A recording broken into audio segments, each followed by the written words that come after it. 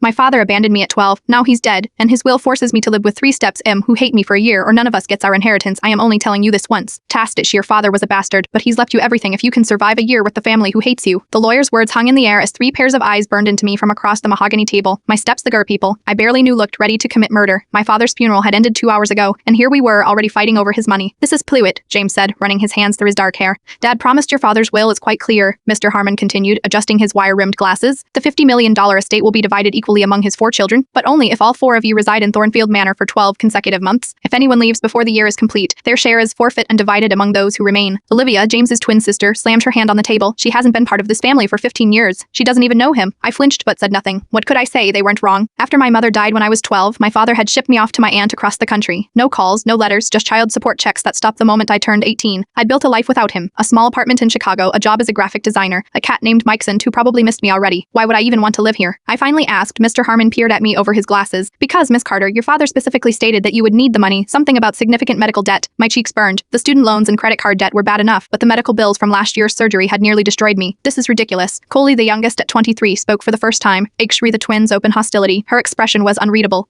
We're supposed to live together like some reality dong show. Essentially, yes. With full-time staff, of course. The manor has 6 bedrooms. You'll hardly have to see each other. Mr. Harmon closed his folder. Your father was very specific about the rules. No one leaves for more than 48 hours at a time. X-men must attend Sunday dinner together, and all of you must meet with Dr. Winters, the family therapist, once a week. Therapy. James laughed bitterly. Perhaps that's why he's prescribing it now, Mr. Harmon said dryly. You have 24 hours to decide either all of you agree or the estate goes to charity. After he left, the 4 of us sat in silence. The grandfather clock in the corner ticked loudly, counting down seconds of the most awkward moment of my life. I need that money, I finally admitted, but I understand if you don't want me here. Olivia's perfect red lips curved into a smile that didn't reach her eyes. Oh, trust me, we don't. But I need Daddy's money too, so welcome home, sister dear. She stood up, smoothing her black designer dress. Your old room is still there, 3rd floor, east wing, don't get too comfortable. As she sauntered out, James locked eyes with me. This doesn't make us family. He followed his twin, leaving me alone with Chloe. They'll get over it, she said, but her tone suggested otherwise. I looked around the massive library where we'd been sitting. Dark wood leather-bound books, oil paintings of stern-looking ancestors. This cold, imposing place had never been home. Why did he do this? I asked, more to myself than to Cooley. She stood up, her expression softening slightly. Dad did everything for a reason, Riorella manipulative one. She paused at the doorway. Dinner's at 7. Don't be late. The games have already begun. As I walked up the grand staircase toward my childhood bedroom, carrying nothing but a small overnight bag, I couldn't shake the feeling that I'd just agreed to something terrible, but $50 million divided by 4 was still more money than I'd ever see in my lifetime. 1 year in hell for financial freedom forever. I didn't know then how dangerous the next 12 months would be, or that one of the people I'd just met was responsible for my father's death. The bedroom hadn't changed in 15 years. Pale pink walls, white furniture, and a canopy bed that had once seemed magical to a 12-year-old girl. Now it felt like a museum exhibit of someone else's childhood. I unpacked my meager belongings in the massive walk-in closet that still held some of my old clothes, now vintage and strangely back in style. The housekeeper had promised to have my remaining things shipped from Chicago, but I hadn't accumulated much worth keeping. It was Mrs. Reynolds, the housekeeper, who had been ancient when I was a child and somehow hadn't aged a day since. Miss Diest, I've brought you these. She handed me a leather-bound notebook and a small brass key. Your father left instructions to give them to you upon your arrival. Thank you. What does it open? I don't know, miss. Mr. Carter kept his own counsel. Her eyes softened slightly. It's good to have you back. This house needs balance. After she left, I opened the notebook, and fight was my father's unmistakable handwriting, sharp, precise, like the man himself. Wanya asterisk sen, if you are reading this, I am dead, and you've accepted my challenge. Good, I always knew you had your mother's spirit. Asterisk sen, the next year won't be easy. The others won't welcome you. They have their reasons, some valid, some not. But you deserve your place here, and more importantly, you deserve answers. Asterisk scene, trust no one completely, not even those who seem friendly. This house has secrets darker than you can imagine. People are not who they appear to be. Asterisk scene, start with the greenhouse. The key will open the cabinet beneath the orchids. Come alone and tell no one what you find. Asterisk RCI, a chill ran down my spine. What kind of game was this, even in death? My father was cryptic and controlling. I tucked the notebook and key into my pocket just as the dinner gong sounded throughout the house. 7 o'clock already. The formal dining room seated 20, but the 4 of us clustered awkwardly at one end of the massive table. James and Olivia sat side by side. A united front. Collie took the seat across from them, leaving me to sit at what had once been my father's place at the head of the table. So presumptuous, Olivia murmured as I sat down. Mrs. Reynolds and a younger maid I didn't recognize served a 5-course meal that nobody seemed to have an appetite for. We ate in uncomfortable silence until Coley cleared her throat. Maybe we should establish some ground rules, since we'll be living together for a year, James snorted. Rule 1. Stay out of my way. Mature, James. Coley rolled her eyes. I was thinking more like respecting privacy, shared spaces, guests. No guests, Olivia cut in sharply. I don't want strangers in this house. That's ridiculous, I said, speaking up for the first time. We can't just isolate ourselves for a year. Why not? You didn't care about this family for 15 years. What's one more? Olivia's perfectly manicured nails tapped against her wineglass. I didn't leave by choice. I was 12. You could have come back, James said. When you turned 18, when Dad got sick the first time, when Mom died. My stomach dropped. Your mother died. I didn't know. The twins exchanged a look I couldn't read. 3 years ago, Collie explained. Cancer? I am sorry, I said automatically, though I'd never met the woman who had replaced my mother. Are you? Olivia tilted her head. Aren't you glad the wicked stepmother who sent you away is gone? I set down my fork. Is that what you think happened? Another loaded glance between the twins. Jad told us you chose to leave, James said slowly. That you couldn't stand living with his new family. The room seemed to been. That's not what happened. Then what did happen, Tazich? Kali leaned forward, genuinely curious.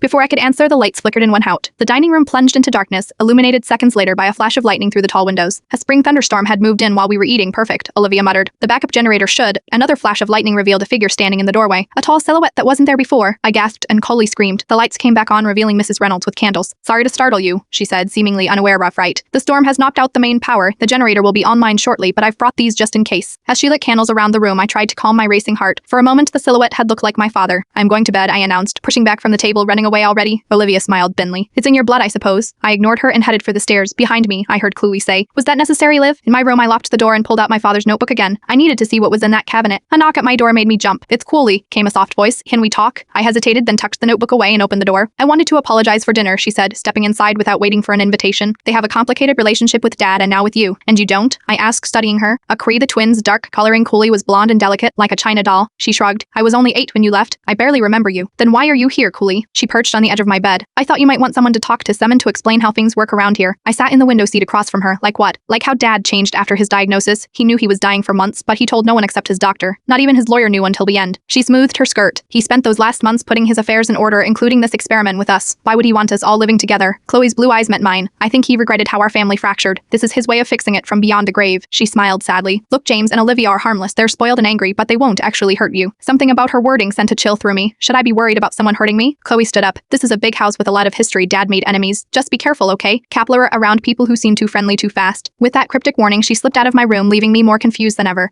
I waited until the house grew quiet, then took my father's key and a flashlight. It was time to visit the greenhouse. The rain had stopped, but the grounds glistened wet under the full moon as I made my way to the greenhouse. It stood at the far end of the formal gardens, a Victorian confection of wrought iron and glass that had been my favorite place as a child. The door creaked as I pushed it open, in why the air was humid and thick with the scent of soil and growing things. My flashlight beam cut through the darkness, illuminating lush foliage and tropical flowers. The orchid collection was where I remembered, in the center on a raised stone platform. The cabinet beneath was small and ornate, almost hidden among the stonework. My father's key fit perfectly inside was a single item, a USB drive. I stared at it in disbelief. All this secrecy for a thumb drive? I pocketed it and was about to close the cabinet when I noticed a false back. Behind it was a slim folder. Inside were medical reports, my father's. I skimmed them, understanding only parts. Terminal diagnosis, 6 months, unusual symptoms, possible poisoning. My blood ran cold. The last report, dated just 2 weeks before his death, included a toxicology screening that showed elevated levels of something called thallium. What are you doing? I jumped, dropping the folder. James stood in the folder. James stood in the doorway, his face half in shadow. Nothing. I scrambled to gather the papers. Couldn't sleep. I used to come here as a kid. He stepped closer, his eyes narrowing, with a key to Dad's private cabinet. Mrs. Reynolds gave it to me, I said, which wasn't entirely a lie. Let me see what you found. He reached for the folder. I stepped back. It's nothing, just some old gardening records. He lunged forward and grabbed the folder from my hands. As he flipped through the pages, his expression changed from suspicion to shock. Where did you get these? He demanded. They were in the cabinet. What does thallium poisoning mean? Was Dad? It means you need to be very careful who you trust in this house. He handed the folder back to me, his demeanor suddenly serious. Does anyone else know you have these? I shook my head. Keep it that way. He ran a hand through his hair,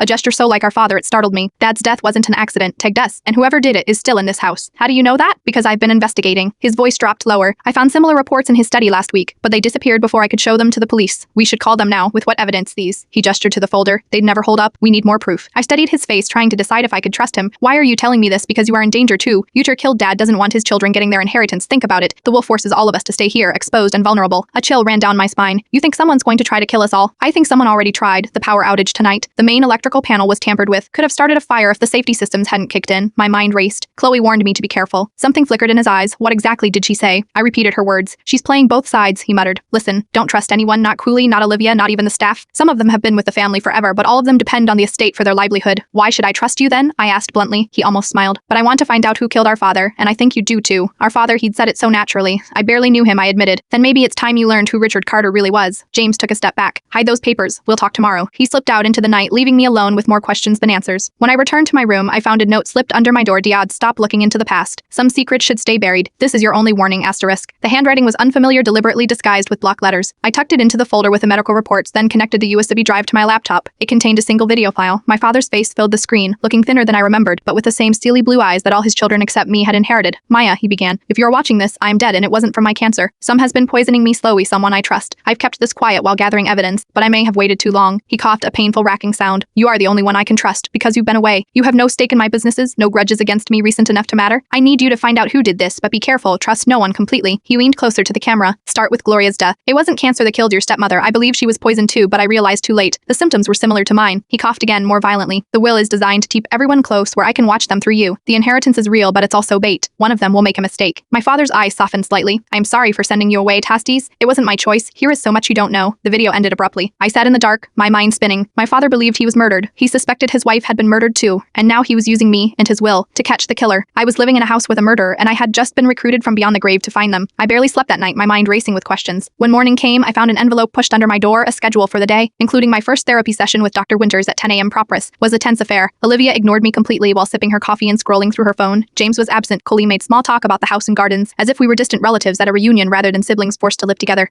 Here is James, I finally asked. He leaves early Tuesdays and Thursdays, Coley explained. Business in the city. Olivia looked up from her phone, trying to save Dad's company from complete collapse thanks to his ridiculous will. No one wants to do business with an heir who might not inherit. I thought your father's company was doing well, I said. It was, Olivia snapped, until he got sick and started making irrational decisions like bringing you back. Before I could respond, Mrs. Reynolds appeared at my elbow. Miss Desch's Dr. Winters has arrived early and would like to see you now if convenient. I excused myself, relieved to escape the tension. Mrs. Reynolds led me to what had once been my father's study, now converted to a comfortable sitting area with two leather armchairs facing each other. Dr. Winters was a surprise young, maybe mid-30s with a calm demeanor and observant eyes. She shook my hand firmly. Miss Carter, I am Dr. Winters. I'll be working with your family over the coming year. Do we really need therapy to live in the same house? I asked as I sat down. She smiled slightly. Your father thought so, and from what I've observed, he wasn't wrong. She opened a notebook. These sessions are confidential. I won't share what you tell me with your siblings or vice versa. Then how does this help us as a family? Sometimes understanding ourselves better is the first step to understanding others. She studied me. Why don't you tell me about your relationship with your father? I hesitated, unsure how much to reveal. There wasn't much of a relationship. He sent me away after my mother died, and how did that make you feel? Abandoned? Confused? I paused. Angry? She nodded, making a note. Those are natural reactions, and now I'm wondering why he brought me back. Why he left me part of his estate when he clearly didn't care about me for 15 years. Dr. Winters looked up. What makes you think he didn't care? He never called, never visited, stopped sending even birthday cards after a few years. Sometimes people express care in ways we don't recognize, she said carefully. Your father contacted me 6 months ago before his diagnosis became terminal. Do you know what he wanted to discuss? I shook my head. He wanted advice on how to reconnect with you, how to make amends. She closed her notebook. I am not sharing this to excuse his absence from your life, but to give context. People are complex, their motivations rarely simple. I thought about the video, his apology. Did he ever mention why he sent me away in the first place? Something flickered in her eyes. We should focus on the present, Miss Carter. The past can't be changed, but your relationship with your siblings can be. The session continued with questions about how I was adjusting to the house, my interactions with the others, my goals for the year ahead. Dr. Winters was skilled, but I sensed she was holding something back. After therapy, I found myself wandering the house, reacquainting myself with its layout. The west wing had been renovated since I'd left, with modern furnishings that clashed with the home's Victorian bones. Family photos lined the hallway, pictures of my father with Olivia, James, and Cooley at graduations, holidays, vacations, places he'd never taken me. I paused at a portrait of a beautiful blonde woman, Gloria, my stepmother, the woman who had convinced my father to send me away according to the story I'd always believed. The woman who might have been murdered like my father. She was vicious. I turned to find Olivia watching me, her arms crossed. Beautiful, charming, and absolutely vicious. You didn't get along with your mother? I asked, surprised. She wasn't my mother. James and I were from Dad's first marriage. Gloria was our stepmother too. Olivia stepped closer to the portrait. But unlike you, we couldn't be shipped off to relatives. We had to stay and endure her. My world tilted. I didn't know. Of course you didn't. Why would anyone tell you? She turned to me, her hostility momentarily replaced by something like resignation. You are the lucky one, Hirid. You got out before I could respond. She walked away, her heels clicking sharply on the marble floor. I stood there, stunned by this new information. James and Olivia weren't Gloria's children. They were my half-sarges from my father's first marriage, which must have ended shortly before he met my mother. I needed to know more. That afternoon I explored my father's bedroom, now vacant and partially packed up. His personal items were gone, but the furniture remained, including a massive desk by the window. I searched through the drawers, finding only office supplies and old receipts. Behind a desk was a small door I remembered from childhood, a private study where my father would work late into the night. It was locked, but I found a letter opener in the desk that worked as a makeshift lockpick. The door swung open to reveal a small room lined with bookshelves. Everything was covered in a thin layer of dust, except for one section of the desk, suggesting someone had been here recently. A space on the shelf was conspicuously empty, as if a book had been removed. I ran my fingers along the remaining volumes, business texts, first edition novels, historical biographies,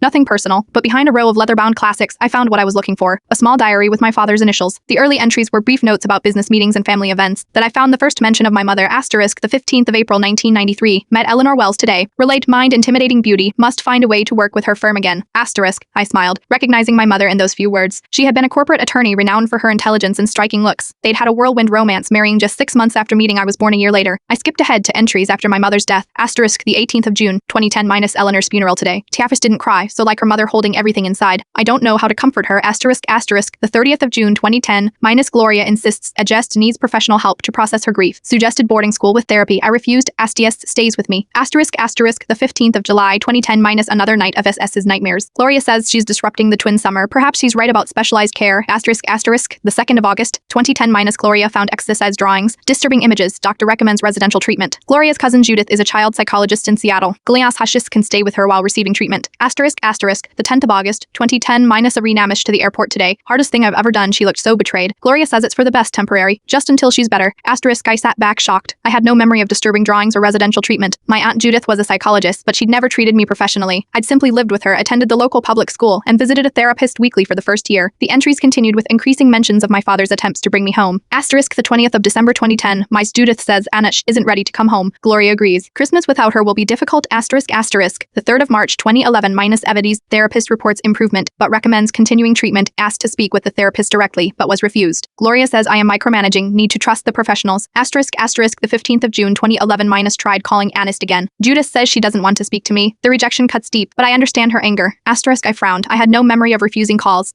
In fact, I remembered waiting by the phone every Sunday, desperate for a call that rarely came. The entries grew more sporadic, but a pattern emerged. Every time my father planned to visit or bring me home, something happened. A report from Judith about a setback in my treatment, a family emergency with the other children, a critical business situation. The final entry about me was dated 5 years after I'd left. Asterisk the 10th of August 2015 minus 5 years since I've seen Tadish's face. Judith says she's thriving now, doesn't want to disrupt her life again. Gloria insists reopening old wounds would damage all the children. Perhaps they're right. Sometimes love means letting go. Asterisk I closed the diary, my hand shaking. The narrative I'd believed my entire adult life, that my father had abandoned me willingly, was unraveling. Someone had deliberately kept us apart. The next morning I found Cluley in the garden sketching the rose bushes. She smiled when she saw me patting the bench beside her. You look like you've seen a ghost, she said as I sat down. I found Dad's diary, I replied, watching her reaction carefully. He didn't want to send me away. He tried to bring me back multiple times. Chloe's pencil still, that's surprising. We were always told you wanted to stay with your aunt. Well, I didn't. Seven lied to him and to me. I hesitated, then decided to take a risk. Chloe, what do you remember about Gloria's illness? She set down her sketchbook. Not much. I was only 20 when she died. They kept the details private, said it was to protect me, but I think they just didn't want me to see her suffer. She studied my face. Why do you ask? I chose my words carefully. I'm trying to understand the family dynamics. James mentioned. She got sick suddenly. She did. One day she was fine planning a charity gala. The next she was in the hospital. They called it an aggressive form of cancer. She was gone within 3 months. Coley's eyes narrowed. Why the sudden interest in Gloria? Just trying to piece together the years I missed. I stood up. Do you know if James is back from the city? He came home late last night, probably in his workshop, the converted carriage house by the old stables. I thanked her and walked away, feeling her eyes on my back. I needed to talk to James about what I'd found, but first I wanted to see the one person who might have answers about my past. Mrs. Reynolds was in the kitchen overseeing lunch preparations. She shooed away the other staff when I asked for a private word. You were here when I was sent away, I began, sitting at the kitchen island. Do you remember why? The older woman wiped her hands on her apron, her expression guarded. It wasn't my place to question your father's decisions, but you knew what was happening? She sighed. I knew what I was told, that you were struggling after your mother's death and needed specialized care. Did you ever see any disturbing drawings I supposedly made? Mrs. Reynolds frowned. Drawings number you were a quiet child after your mother passed, but not troubled in the way they suggested. They? Mrs. Gloria and Miss Judith. They were cousins, you know, very close.